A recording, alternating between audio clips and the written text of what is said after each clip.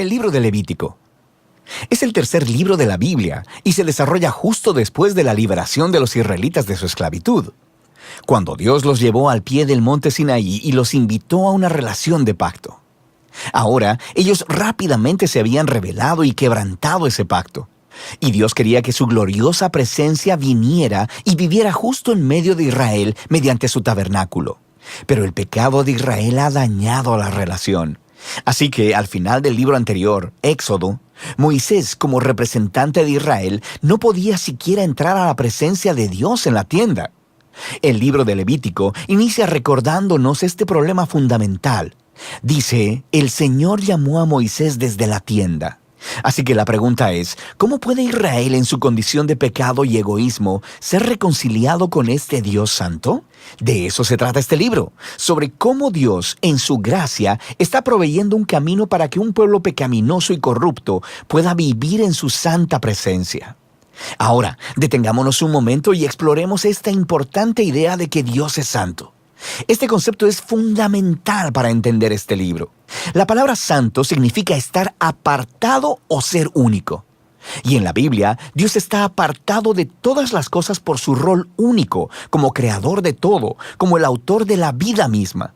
Así que si Dios es santo, entonces el espacio alrededor de Dios también es santo. Está lleno de su bondad, vida, pureza y justicia.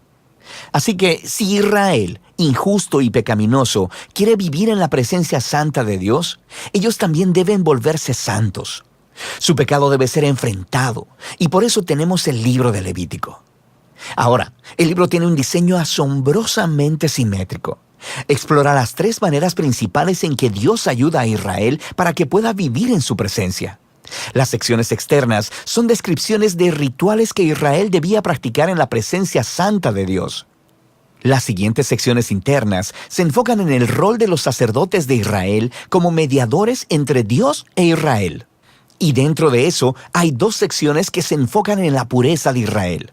Y luego, justo en el centro del libro, hay un ritual clave, el Día de la Expiación, el cual provee unidad a todo el libro. El libro concluye con una breve sección donde Moisés llama a Israel a ser fiel a este pacto. Vamos a profundizar en el contenido del libro. La primera sección explora los 5 tipos principales de sacrificios rituales que Israel debía llevar a cabo. 2 de ellos eran maneras de cómo un israelita podía dar las gracias a Dios al ofrecerle de vuelta un obsequio simbólico de lo que Él le había dado primero. Los otros 3 sacrificios eran diferentes maneras de pedirle perdón a Dios. Así que aquí el israelita ofrecería la sangre de un animal mientras confiesa que su pecado ha aumentado el mal y la muerte en el mundo bueno de Dios. Pero Dios, en lugar de destruir a esta persona, por supuesto que quiere perdonarla. Así que el animal muere simbólicamente en su lugar y hace expiación, lo que significa que cubre su pecado. De manera que a través de estos rituales, los israelitas eran constantemente recordados de la gracia de Dios, pero también de su justicia y de la seriedad de su propia maldad y las consecuencias. El segundo grupo de rituales establecen las 7 fiestas anuales de Israel, y cada una de ellas cuenta una parte diferente de la historia sobre la manera en que Dios los redimió de la esclavitud en Egipto y los llevó a través del desierto hacia la tierra prometida. Y al celebrar estas fiestas de manera regular, Israel recordaría quién era y quién era Dios para ellos. Ahora, la sección sobre los sacerdotes de Israel. Aquí tienes a Aarón y a sus hijos, consagrados para entrar a la presencia de Dios en representación de Israel. Y luego, en esta sección correspondiente, encontramos los requisitos para ser sacerdotes. Los sacerdotes eran llamados a tener el nivel más alto de integridad moral y de santidad ritual, porque ellos representaban al pueblo delante de Dios, pero también representaban a Dios delante del pueblo. Descubrimos por qué la santidad de los sacerdotes importa tanto en esta primera sección, justo después de que la familia de Aarón fuera consagrada. 2 de sus hijos entran como si nada a la presencia de Dios y flagrantemente violan las reglas.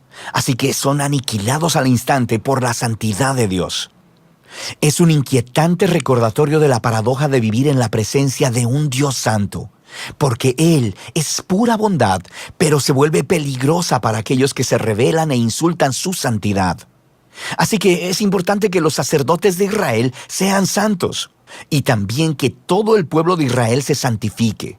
Sobre esto es que tratan las siguientes secciones internas. Los capítulos del 11 al 15 tratan de la pureza ritual requerida de todos los israelitas, y los capítulos del 18 al 20 tratan de la pureza moral del pueblo.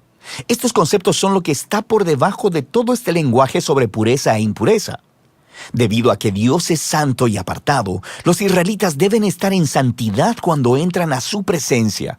Esto se conocía como estar limpio o puro. La presencia de Dios estaba excluida para todo aquel que no estuviera en una condición de santidad. No estar en santidad se le conocía como estar inmundo o impuro. Ahora, un israelita podía volverse impuro de unas cuantas maneras. Por ejemplo, al tener contacto con fluidos corporales reproductivos, al tener una enfermedad de la piel, al tocar moho u hongos o al tocar un cadáver. Para los israelitas, todos estos elementos estaban asociados con la mortalidad, con la pérdida de vida, lo que nos lleva al simbolismo central de estas instrucciones. Te vuelves impuro cuando te contaminas al tocar la muerte, por así decirlo. Y la muerte es lo opuesto a la santidad de Dios, porque Dios, en esencia, es vida. Esto es clave. Simplemente ser impuro no era pecaminoso o malo. Tocar esta clase de cosas era algo normal de la vida diaria, y la impureza era un estado temporal. Duraba 1 o 2 semanas y luego se eliminaba. Lo que estaba mal o era pecaminoso era entrar en la presencia de Dios llevando estos símbolos de muerte e impureza sobre mi cuerpo. No hagas eso. Ahora, la última forma de volverte impuro era al comer ciertos animales, y las leyes de comida kosher se encuentran justo aquí en esta sección. Han existido muchas teorías sobre por qué ciertos animales se consideraban impuros y prohibidos, para promover la higiene o para evitar tabús culturales. El texto simplemente no es explícito, pero la idea básica de todos estos capítulos es muy clara. Todos funcionan juntos como un grupo de símbolos culturales que le recuerdan a Israel que la santidad de Dios debe abarcar todas las áreas de sus vidas. La sección correspondiente de aquí en adelante trata de la pureza moral de Israel. Los israelitas eran llamados a vivir en forma diferente a los cananeos. Debían cuidar del pobre en lugar de ignorarlo. Debían tener un alto nivel de integridad sexual y debían promover la justicia a través de toda su tierra. Ahora, aquí en el centro del libro nos encontramos con una larga descripción de una de las fiestas anuales de Israel, el Día de la Expiación. Probablemente, no todo pecado y rebelión de los israelitas sería cubierto a través de los sacrificios individuales. Así que una vez al año, el sumo sacerdote tomaría 2 machos cabríos. Uno de ellos sería ofrenda de purificación para expiar los pecados del pueblo, y el otro se llamaba el macho cabrío expiatorio. El sacerdote confesaría los pecados de Israel y simbólicamente pondría su mano sobre este macho cabrío y luego sería enviado al desierto. De nuevo, esta es una imagen muy poderosa del deseo de Dios de que el pecado y sus consecuencias fueran quitados de entre su pueblo, de modo que Dios pueda vivir en paz con ellos. El libro concluye con Moisés llamando a Israel a ser fiel a todos los términos del pacto, y él describe las bendiciones de paz y abundancia que vendrán como resultado de Israel obedecer todas estas leyes. Él también les advierte que si son infieles y deshonran la santidad de Dios, resultará en desastre y eventualmente en exilio de la tierra prometida a Abraham. Ahora, si quieres ver cómo Levítico encaja con la gran narrativa, es útil mirar la primera oración del siguiente libro de la Biblia, Números. Comienza diciendo que Dios le habló a Moisés en la tienda. Así que podemos ver que Moisés ahora es capaz de entrar a la presencia de Dios en nombre de Israel. El libro de Levítico funcionó. Así que a pesar del fracaso de Israel, Dios proveyó una manera para que sus pecados fueran cubiertos, para que Dios pudiera vivir en paz en medio de personas pecadoras. Y de eso se trata el libro de Levítico.